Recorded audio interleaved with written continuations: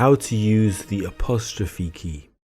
The apostrophe is used in shortened forms of words and phrases. For example, I am becomes I'm, I apostrophe am. Or it's used to show possession. For example, Maria's means belonging to Maria. Here's how to use the apostrophe key on a phone or a tablet. First, you press this key at the bottom left hand side and the numbers and symbols come up.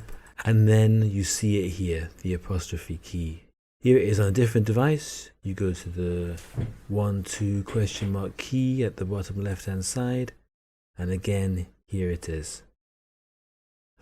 On a computer or laptop, there are 2 types of keyboard. On keyboard type 1, you can find it here.